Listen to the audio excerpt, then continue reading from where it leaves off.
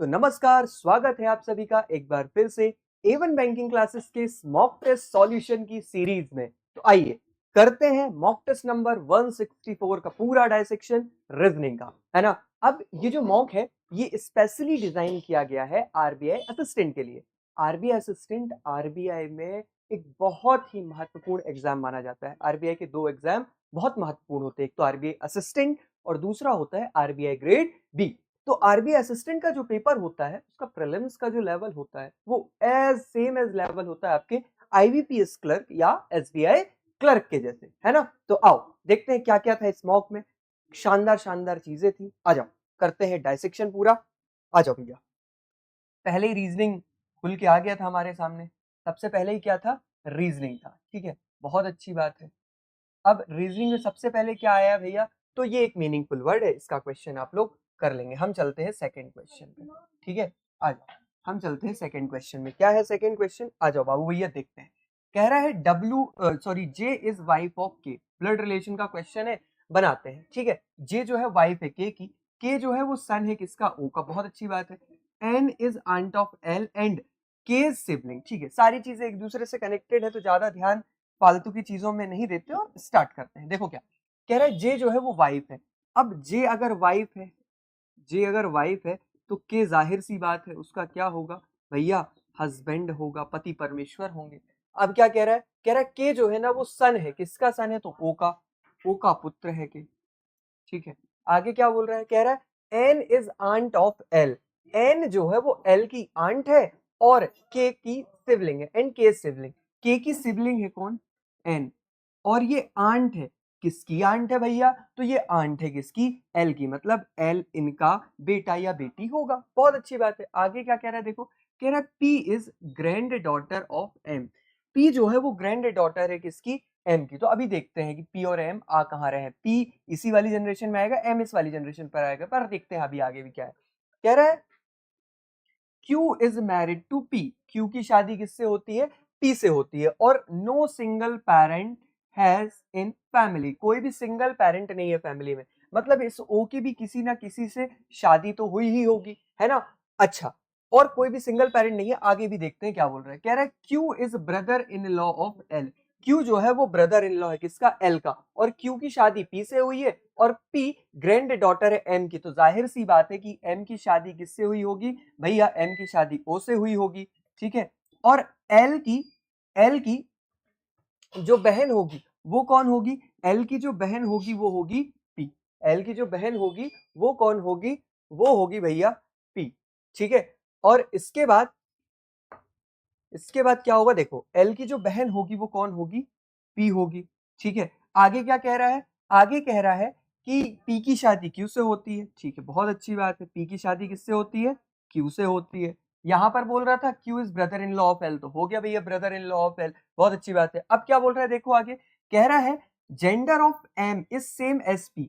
M और P का जो जेंडर है वो सेम है। तो एम फीमेल है तो भैया पी फीमेल है तो एम भी क्या होगी? फीमेल होगी। मतलब ओ क्या होगा? मेल होगा, है ना। चलो अब आगे देखते हैं क्या बोल रहा है। कह रहा है बट मतलब किसकी बात कर रहा है? एम की। But different to L. But M का जो जेंडर है वो डिफरेंट है किससे? एल से। तो भैया एल बाबा क्या हो जाएंगे? एल बाबा मेल हो जाएंगे। ठीक है, एल बाबा क्या हो जाएंगे? एल बाबा मेल हो जाएंगे। ठीक है, चलो क्लियर इतनी कहानी। इस तरीके से ब्लड रिलेशन बन के तैयार हो जाएगा। ठीक है, आ जाओ अब चलते हैं क्वेश्चन पे। कह रहा how many female in the family. कितनी फीमेल है, कितनी महिला है भैया इस परिवार में? तो आओ देखते हैं। एक, दो, तीन और चार। चार महिलाएं हैं। दैट मीन्स कि ऑप्शन नंबर डी इस सवाल का सही आंसर हो जाएगा। अब कह रहा है how is Q related to K. Q का जो संबंध है वो के से किस प्रकार का है? तो भैया क्यू जो है वो के का सन इन लॉ लग रहा है, दामाद लग रहा है। तो आंसर क्या होगा? Option number C. Sorry, option number क्या हो जाएगा? सी। ठीक है, ऑप्शन नंबर सी। ठीक है, चलो अब इसका एक और सवाल बचा हुआ है वो आप लोग कर लीजिएगा। अब हम चलते हैं आगे अगले सेगमेंट में। अगला सेगमेंट देखो मेरे भाई क्या है। अगले सेगमेंट में क्या है बाबू भैया? अगले सेगमेंट में ओके, अगले सेगमेंट में हमारे पास खुल के आती है क्या? एक पजल। और वो पजल क्या है आओ देखते हैं। कह रहा है 8 पर्सन है, उनके नाम दिए हैं और ये बैठे हैं स्क्वायर टेबल पे। ओके, स्क्वायर टेबल के चारों ओर बैठे हैं, स्क्वायर सिटिंग अरेंजमेंट है। ठीक है, 4 पर्सन हर कॉर्नर पर बैठे हैं और 4 लोग कहाँ बैठे हैं, कॉर्नर पे बैठे, 4 लोग मिडिल साइड पे। तो ठीक है, सबसे पहले एक डायग्राम ड्रॉ कर लेते हैं। ठीक है, एक डायग्राम ड्रॉ कर लेते हैं। ठीक है, आ जाओ।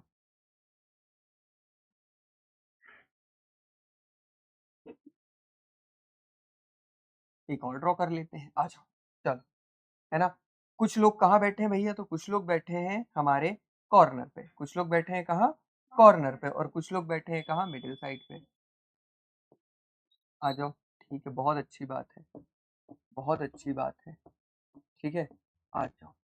अब आगे चलते हैं। अब देखो अब क्या बोल रहा है, कह रहा है कि the one who sit corner corner of the table faces inside. जो कॉर्नर पर बैठे हैं ना वो कहाँ देखते हैं, तो भैया इनसाइड देखते हैं। जो कॉर्नर पर बैठे हैं वो कहाँ देखते हैं, इनसाइड देखते हैं। ठीक है, कॉर्नर पे जो बैठे हैं वो इनसाइड देखते हैं। और आगे क्या कह रहा है, मिडिल साइड पर जो बैठे हैं वो आउटवर्ड्स देखते हैं। ठीक है, ओके। जो भैया मिडिल साइड पे बैठे हैं वो बाहर की तरफ देखते हैं। बहुत अच्छी चीज है। ठीक है, चलो क्लियर इतनी चीजें, आगे बढ़ते हैं, आ जाओ। ठीक है, चलो आगे बढ़ते हैं, आ जाओ। अब दिया क्या है भैया, यहाँ से कंडीशन स्टार्ट हो रही है। क्या कंडीशन है, आ जाओ देखते हैं एक बार। क्या कह रहा है, देखो कह रहा है B is immediate left of A. जो बी है ना वो ए के इमीडिएट कहाँ पर है, ए के इमीडिएट लेफ्ट पर है। कौन, ए के इमीडिएट लेफ्ट पर है कौन, बी। ए के इमीडिएट लेफ्ट पर है भैया बी। अब क्या कह रहा है, कह रहा है 3 person sit between B and C. B और सी के बीच में कितने लोग बैठे हैं, तो बी और सी के बीच में 3। अब भैया 8 पर्सन का अरेंजमेंट है टोटल, कितने पर्सन का, 8 पर्सन का टोटल अरेंजमेंट है। अगर 8 पर्सन का टोटल अरेंजमेंट है और बी और सी के बीच में 3 व्यक्ति बैठे हैं, मतलब बी और सी आमने सामने होंगे, है ना। चलो तो देखो बी और सी कहां पर होंगे, आमने सामने, एक दूसरे के अपोजिट बैठे होंगे। अब देखो आगे क्या कह रहा है, कह रहा है 1 person sit between H and C. H और सी के बीच में कितने बैठे हैं, तो एच और सी के बीच में एक पर्सन बैठा हुआ है। बहुत अच्छी बात है। कह रहा है F sit just left of H. F जो है ना, एफ एच के जस्ट लेफ्ट में है। और आगे क्या कह रहा है, बट। बट मतलब किसकी बात कर रहा है, इस एफ की। ये जो बट है किसकी बात कर रहा है, एफ की, फर्स्ट पर्सन की। But not faces outside. और जो एफ है वो कहां नहीं फेस करता भैया, आउटसाइड फेस नहीं करता। अगर एफ आउटसाइड फेस नहीं करता दैट मींस कि मिडिल साइड पे नहीं बैठेगा। मिडिल साइड पे अगर नहीं बैठेगा तो बैठेगा कहां, कॉर्नर पे। अगर मिडिल साइड पर नहीं बैठेगा तो बैठेगा कहां, कॉर्नर पे ही बैठेगा। तो आओ कॉर्नर पे बिठालते हैं एफ को। एफ को मैंने यहां रख दिया और एफ को कहां रख दिया, यहां पर, है ना। अब ये एच के इमीडिएट लेफ्ट पर है, तो एच यहां आएगा या यहां पर, तो आप सभी कहेंगे सर यहां आएगा, तभी उसके इमीडिएट लेफ्ट पर होगा ये आ गया एच। ठीक है, अब आगे बढ़ते हैं। अब क्या बोल रहा था, बोल रहा था एच और सी के बीच में एक पर्सन है, तो सी यहां पर भी आ सकता है और एच और सी के बीच में एक पर्सन यहां पर भी आ सकता है। सी के अपोजिट बी है तो बी यहां पर आ गया, सी के अपोजिट बी है तो बी यहां पर आ गया। ठीक है, अब बी जो है ए के इमीडिएट लेफ्ट पर है, तो भैया ए को यहां रखेंगे तो इमीडिएट लेफ्ट पर बी हो जाएगा। ए को यहां रख देंगे तो इमीडिएट लेफ्ट पर कौन हो जाएगा, बी हो जाएगा। ठीक है, अब आगे बढ़ते हैं। देखो क्या है, कह रहा है E sit second to the left of G. E जो है, ई देखो इनकी कहानी खत्म होगी तो इनको अलग कर दो, हो गया इनका काम, है ना। ई जो है सेकेंड टू द लेफ्ट है किससे, जी से। ई जो है वो सेकेंड टू द लेफ्ट है किससे, जी से। और आगे क्या कह रहा है, D sit near to G. D और जी दोनों पास में बैठते हैं। अब देखो क्या होगा, अगर मैं देखता हूं तो ई और जी को रखने के लिए इस वाले अरेंजमेंट में जो जगह है वो मेरे पास ये दोनों है, और इस वाले में अगर देखता हूं तो ये और नीचे है। यही दोनों जगह बची है हमारे पास, और तो किसी जगह हम रख नहीं सकते। तो देखो जी के लेफ्ट में है तो जी को अगर यहां रखूंगा मैं इस वाली कंडीशन में तो ई यहां पर आ जाएगा, कोई दिक्कत नहीं है ना। पर डी और जी दोनों नेबर है, यहां तो जी के पास रखने की मुझे जगह ही नहीं मिल रही कहीं। यहां तो मैं डी को रख ही नहीं सकता दोनों जगह, मतलब ये वाली बात तो क्या है, गलत। अगर ये वाली बात गलत है तो ये वाली बात क्या होगी, सही। अब जी को मैंने यहां रखा, उसके लेफ्ट में ई यहां पर आया, और बीच में कौन आ जाएगा, तो भैया बीच में कौन आ जाएगा, यहां पर डी आ जाएगा। इस तरीके से ये अरेंजमेंट बनके तैयार हो जाएगा। इस तरीके से ये अरेंजमेंट बनके हमारा तैयार हो जाएगा। ठीक है, क्लियर। चलो इस तरीके से ये अरेंजमेंट बन गया, है ना। चलो अब आ जाओ, क्वेश्चन देखते हैं भाई क्या है। क्वेश्चन देखते हैं क्या है, कह रहा who sit immediate right of F. F के इमीडिएट राइट पे, तो भैया एफ अंदर की तरफ देख रहा है, इमीडिएट राइट पर कौन होगा, सी होगा, तो सी, दैट मीन्स कि ऑप्शन नंबर डी इस सवाल का सही जवाब हो जाएगा। कह रहा है who is exactly between D and B, D और बी के एग्जैक्टली बिटवीन कौन है, तो डी और बी के एग्जैक्टली बिटवीन एक तो जी है और दूसरा कौन है, एफ है, तो जी और एफ में से जो भी मिले आंसर मार्क कर दो, जी मिल रहा है ऑप्शन नंबर डी, बात खत्म हो गई। अब बाकी के जो सवाल हैं वो आप एक बार कर लीजिएगा, ठीक है। अब हम चलते हैं आगे, ठीक है, हम चलते हैं आगे अगले सेगमेंट में। अगला सेगमेंट क्या है मेरे पास भाई, तो अगला सेगमेंट है मेरे पास न्यूमेरिक सीरीज का। किसका, न्यूमेरिक सीरीज का। तो न्यूमेरिक सीरीज आसान होती है, अल्फा न्यूमेरिक सीरीज का एक पैटर्न होता है। आइए इसके सवाल कुछ करते हैं, फिर कुछ आप करेंगे, ठीक है। पहला सवाल क्या कह रहा है इसका, कह रहा है what is the difference between second digit of highest number. Highest number की सेकेंड डिजिट कौन सी, तो भैया हाईएस्ट नंबर ये है, इसकी सेकेंड डिजिट दैट मीन्स की व्हाट, 5, ठीक है। और क्या कह रहा है, and third digit of fourth lowest number. Fourth lowest number, पहला लोएस्ट नंबर, दूसरा लोएस्ट नंबर, तीसरा लोएस्ट नंबर और चौथा लोएस्ट नंबर, इसकी थर्ड डिजिट दैट मीन्स की व्हाट, 2। इन दोनों के बीच का अंतर निकालना है मुझे। इन दोनों के बीच का अंतर कितना आएगा, 3 आ जाएगा, बात खत्म हो गई। ऑप्शन नंबर सी इस सवाल का सही जवाब हो जाएगा। बस इतना आसान है, इतना काम करना है, ठीक है। अब आ जाओ, क्या बोल रहा है, कह रहा है कि if we remove even digit from each number, हर नंबर से अगर हम इवन डिजिट को हटा दें। अब देखो मैं आप लोगों को बार बार बताता हूं कि भैया नंबर और डिजिट में अंतर होता है ना। जब भी वो नंबर की बात कर रहा है मतलब वो 692 पूरे की बात कर रहा है, डिजिट की बात कर रहा है, दैट मीन्स कि 6 अलग, 9 अलग और 2 अलग। ये जो नंबर ही 3 डिजिट से मिलकर के बना है, ठीक है। तो देखो क्या बोल रहा है यहाँ पर, कह रहा है we remove even digits. Even digits को रिमूव करना है तो भैया 6 को रिमूव करेंगे और 2 को रिमूव करेंगे, तो बचेगा क्या यहाँ पर, केवल और केवल 9 बचेगा यहाँ पर। इस वाली से भी इवन कर दीजिए तो 8 चला गया तो क्या बचेगा भैया, 31 बचेगा। इस वाली से इवन कर देंगे तो क्या बचेगा, 1 और 9 बचेगा। इस वाली से करेंगे तो ये तो पूरा ही खत्म हो जाएगा, 0 हो जाएगा, कुछ भी नहीं बचा यहाँ पर। और यहाँ पर क्या बचेगा, 7 और 5 बच जाएगा। क्या बच जाएगा, 7 और 5। अब आगे देखो क्या बोल रहा है, कह रहा है then how many prime number form. तो ऐसा करने पर कितने प्राइम नंबर बनेंगे, तो 2 ही प्राइम नंबर तो मुझे दिख रहे हैं, 31 और 19। दैट मीन्स कि आंसर क्या होगा मेरा, ऑप्शन नंबर डी, 2। क्लियर है इतनी कहानी, चलो अगर क्लियर है तो बहुत अच्छी बात है, ठीक है।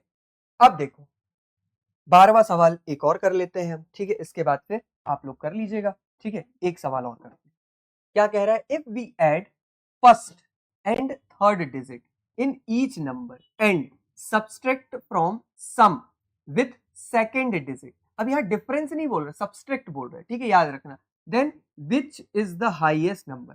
कह रहा है पहली और तीसरी डिजिट को ऐड करिए हर नंबर की और दूसरी डिजिट से उसको माइनस कर दीजिए और बता दीजिए कि सबसे बड़ा कौन सा होगा। चलो अब यहाँ पर पहली और आखिरी डिजिट को अगर मैं ऐड करूं तो 6 और 2 कितना हो जाएगा भैया, 8। 8 में से 9 को घटाऊंगा तो क्या होगा, -1 होगा। अब क्या बोल रहा है देखो, अब बोल रहा है कि 3 और 8 11 हो जाएगा। 11 में से मैं माइनस करूंगा 1 तो कितना हो जाएगा, 10। अब यहाँ पर क्या है, 1 और 6 कितना हो जाएगा भैया, 7। 7 में से 9 को माइनस करूंगा तो कितना आ जाएगा, -2 आ जाएगा। बहुत अच्छी बात है। अब 4 और 6 कितना हो जाएगा, 10। 10 में से 8 को माइनस करूंगा तो 2 आ जाएगा। उसके बाद क्या है, 7 और 4 11। 11 में से 5 को जब मैं माइनस करूंगा तो आ जाएगा कितना, 6, ठीक है। अब यहाँ पर सबसे बड़ा कौन सा आ रहा है, तो भैया आ रहा है 10। दैट मीन्स की 318 मेरा क्या हो जाएगा, आंसर हो जाएगा। ऑप्शन नंबर बी इस सवाल का सही जवाब हो जाएगा। बस इतना सा काम करना है, ठीक है। चलो अब आगे बढ़ते हैं, आगे बढ़ते हैं, आ जाओ। अब ये क्या है भैया, हाँ तो ये प्रीसीडिंग और सक्सीडिंग वाला सवाल है, ये आप लोग कर सकते हैं, कोई भी दिक्कत इसमें नहीं होगी, ठीक है। हम और आगे चलते हैं, आगे देखते हैं क्या है। आगे फिर से हमारे पास खुल के आती है 16 से 20 में एक पजल, ठीक है। चलो एक पजल खुल के आ रही है, आ जाओ देखते हैं क्या है। कह रहा है 8 पर्सन है, खरीदते हैं different thing one after other, ठीक है। लगभग बाय और सेल की पजल इसको हम बोलते हैं, या हम इसको सीक्वेंस बेस्ड पजल भी बोलते हैं, बॉक्स बेस्ड कॉन्सेप्ट पर ये बेस्ड होती है, ठीक है। चलो आ जाओ। तो भैया कह रहा है 2 person by between M and L. M और एल के बीच में कितने पर्सन बाय करते हैं, तो 2 पर्सन एम और एल के बीच में प्रोडक्ट क्या करते हैं, खरीदते हैं। एम और एल के बीच में 2 पर्सन प्रोडक्ट खरीदते हैं। आगे क्या कह रहा है, कह रहा है who by immediately before Q. Who मतलब कौन, एल जो है क्यू के इमीडिएटली बिफोर है। आगे क्या बोल रहा है, कह रहा है ओ बाय 2% बिफोर क्यू। ओ जो है वो क्यू से 2% बिफोर है। ओ जो है वो क्यू से 2% बिफोर है। आगे क्या बोल रहा है देखो, कह रहा है as many person between O and Q as between L and K. कह रहा है ओ और क्यू के बीच में जितने हैं, ओ और क्यू के बीच में जितने हैं। अब देखो ओ और क्यू के बीच में कितने हैं भैया, एक पर्सन है। ओ और क्यू के बीच में कितने पर्सन है, एक पर्सन है। तो एल और के बीच में भी कितने होंगे, एल और के बीच में भी कितने पर्सन होंगे, एक पर्सन होगा। ठीक है, इतनी चीजें मुझे पता है। अगर इतनी चीजें मुझे पता है तो आओ दो संभावनाएं लेके स्टार्ट करते हैं। देखो क्या कह रहा है, पहली कंडीशन एम और एल। ठीक है, एम को दो छोड़ के यहाँ पर कौन आ गया मेरे भाई, एल आ गया। ठीक है, उसके बाद एम को यहाँ रखा मैंने, दो छोड़ के यहाँ पर कौन आ गया, एल आ गया। ठीक है, एल जो है उसके इमीडिएटली बिलो, मतलब क्यू के इमीडिएटली बिफोर है, तो क्यू यहाँ पर आ गया इस वाली कंडीशन में, इस वाली कंडीशन में क्यू यहाँ पर आ गया। अब आगे देखो, कह रहा है क्यू से एक पर्सन बिफोर कौन है, तो ओ, तो ओ यहाँ पर आ जाएगा। ठीक है, इस वाली में ओ कहाँ पर आ जाएगा, यहाँ पर आ जाएगा। ठीक है, अब देखो क्या बोल रहा था, के और एल की बात कर रहा था, है ना।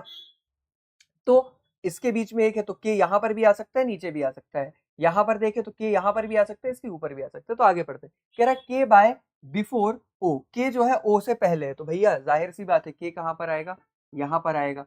के कहाँ पर आएगा, यहाँ पर आएगा। ठीक है, अब आगे बढ़ते हैं, देखो क्या है। अब क्या कह रहा है, कह रहा है 2% बाय बिटवीन के एंड पी। के और पी के बीच में कितने हैं, 2%। तो पी नीचे तो ले नहीं सकता, तो ऊपर ही लेना पड़ेगा। तो पी कहाँ पर आएगा, यहाँ पर।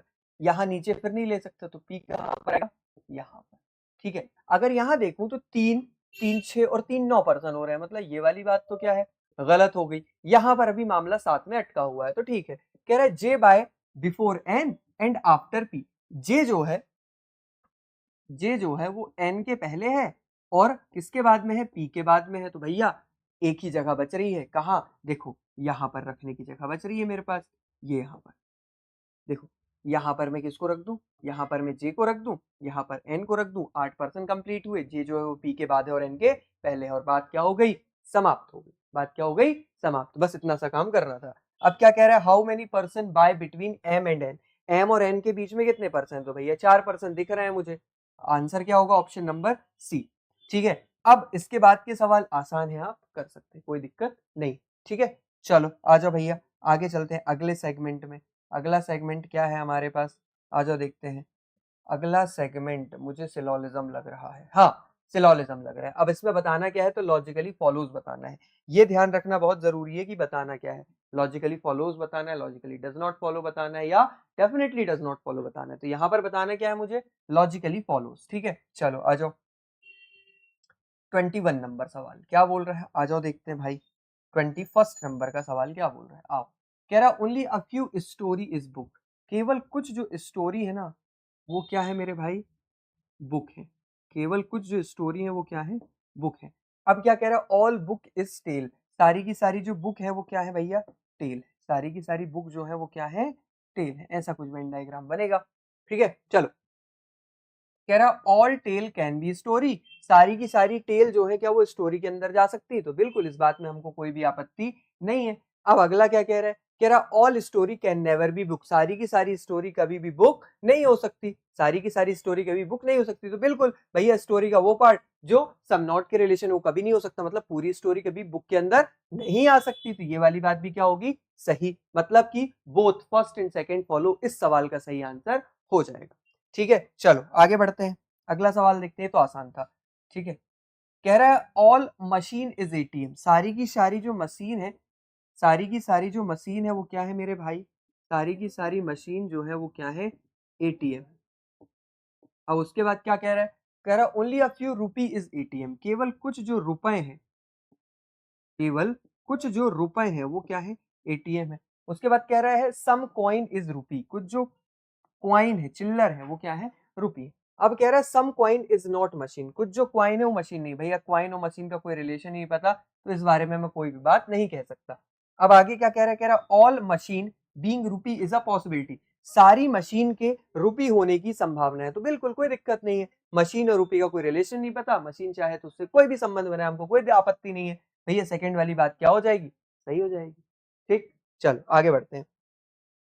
अगला देखते हैं क्या है, देखो अगला क्या है भाई, अगला है only a few rice is beat, केवल कुछ जो राइस है, केवल कुछ जो राइस है वो क्या है, बीट है, ठीक है।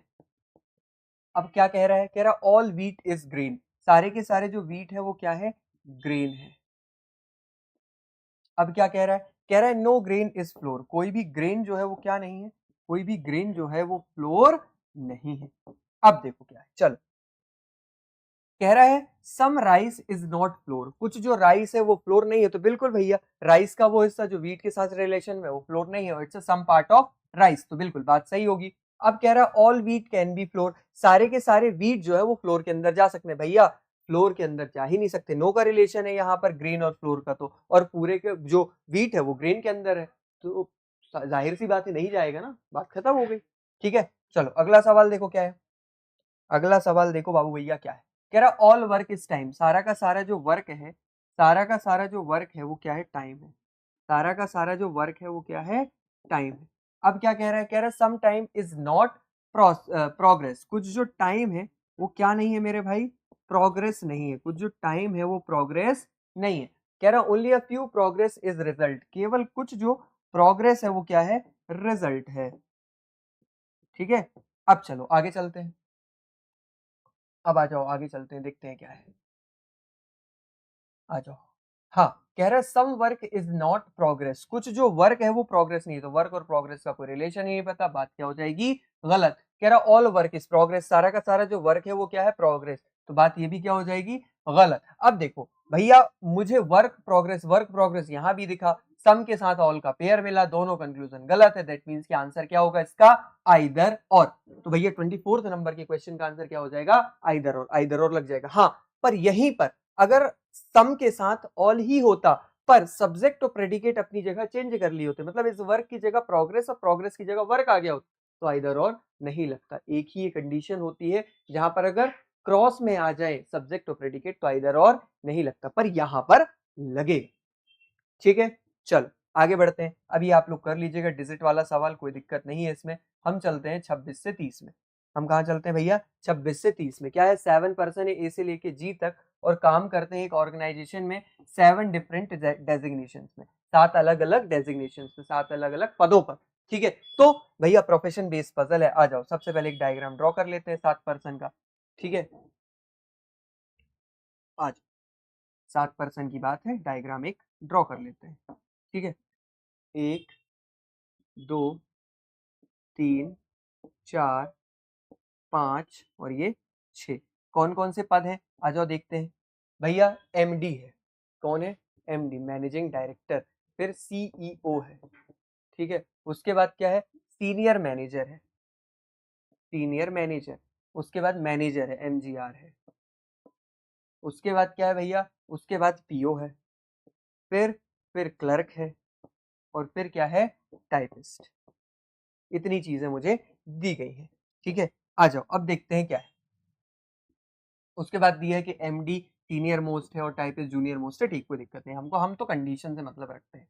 कह रहा है the number of person is senior to A same as the number of person junior to A. ये कितने बार बता चुका हूं कि भैया जब भी इस तरह की कंडीशन आए तो कुछ मत करो, बीच में उठा के रख दो, 3 ऊपर 3 नीचे, कहां पर आ जाएगा, ए मैनेजर की पोस्ट पर, बात खत्म हो गई। अब क्या कह रहा है, कह रहा है B is junior to A, but B जो है वो जूनियर है किससे, ए से, बी जो है वो जूनियर है किससे, जूनियर है ए से, बी जूनियर है किससे, जूनियर है भैया ए से, बट आगे क्या दिया है, sorry, and just senior to C, B जो है वो जूनियर है ए से और जस्ट सीनियर है, बी जो है जस्ट सीनियर है किससे, जस्ट सीनियर है सी से। ठीक है, अब यही कहीं आएगा, नीचे देख लेंगे कहाँ आएगा, आगे बढ़ते हैं अभी तो हम। कह रहा है ई इज जूनियर टू ए, ई भी जो है वो जूनियर है किससे, ए से, ई भी जो है वो जूनियर है किससे, ए से, तो भैया यही कहीं आएंगे, ये तीनों प्लेस पर ही बी सी और ई आएंगे। ठीक है, अब आगे बढ़ते हैं। कह रहा है the number of person junior to C is same as the number of person designated between B and D. कह रहा है जितने लोग सी से जूनियर होंगे, जितने लोग सी से जूनियर होंगे उतने ही लोग बी और डी के बीच में होंगे। अब देखो यहां पर आती है बात, क्या, ध्यान देना क्या कर रहा हूं मैं, ध्यान देना, देखो अगर मैं भैया बी की बात करूं तो बी को यहां रख सकता हूं या तो यहां रख सकता हूं, अगर बी को इन दोनों जगह रखता हूं तो देखो क्या होगा, अगर मैं मान लीजिए बी को यहाँ रखूं और सी को यहाँ रखूं, है ना, बी को यहाँ रखूं और सी को यहाँ पर रख लूं, ठीक है, तो देखो क्या होगा, कह रहा था बी और सी के बीच में जितने लोग, नहीं क्या बोल रहा था कि जितने लोग सी से जूनियर है, सी से जूनियर एक है, तो उतने ही लोग बी और डी के बीच में होंगे, तो डी को मैं यहाँ आसानी से रख सकता हूं।